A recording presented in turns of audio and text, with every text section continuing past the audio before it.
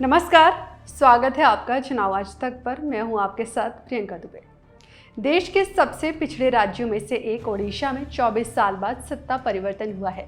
राज्य में हुए विधानसभा चुनाव में बीजेपी को 147 सीटों में 78 सीटें मिली हैं और नवीन पटनायक की पार्टी बीजू जनता दल पूरी तरह हार गई। आदिवासी समाज से आने वाले मोहन चरण मांझी अब राज्य के नए मुख्यमंत्री हैं और पार्वती फरीदा केवी सिंह देव को डिप्टी सीएम बनाया गया है।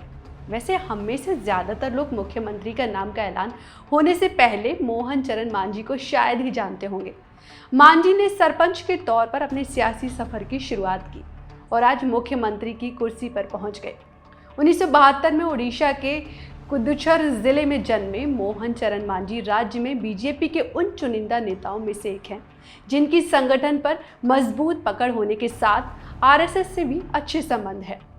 मोहन चरण मांझी की शुरुआती पढ़ाई गांव में हुई और फिर उन्होंने 1987 में छुमपुरा हाई स्कूल से हायर सेकेंडरी, 1990 में आनंदपुर कॉलेज से 12वीं की परीक्षा पास की और ढेकनाल लॉ कॉलेज से एलएलबी की पढ़ाई की।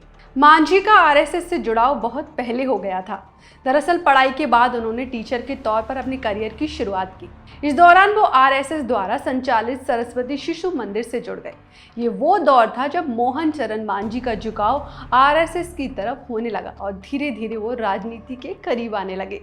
आखिरकार 1997 में उन्होंने सरपंच का चुनाव लड़ने का फैसला किया और पहली ही कोशिश में कामयाब हो गए।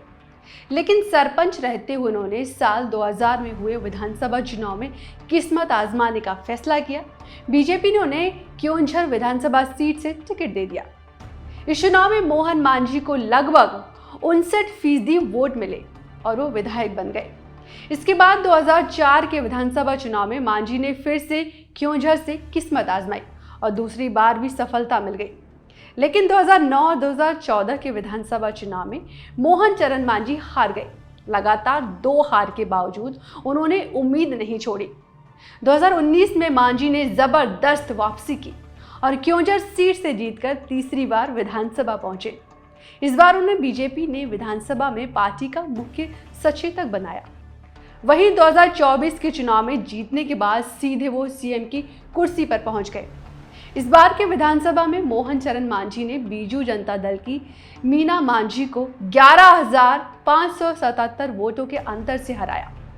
ओडिशा के नए सीएम मांझी से जुड़ा एक विवाद खूब सुर्खियों में रहा था। दरअसल 2023 में उन्होंने विधानसभा की कार्यवाही के बीच स्पीकर के पोडियम पर दाल फेंक दी थी। इसके बाद उन्हें सस्पेंड कर दिया गया था। हालांकि मांझी और उनके साथी विधायक मुकेश महालिंग ने इस बात को इनकार किया कि उन्होंने दाल फेंकी। मोहन मांझी की सबसे बड़ी मजबूती जनसाधारण से जुड़ने की उनकी क्षमता है। ऐसे में सीएम रहते हुए वो जनसाधारण से कितना और जुड़ पाते हैं, ये आने वाले दिनों में साफ हो पाएगा। फिलहाल मेरे साथ इतना ही।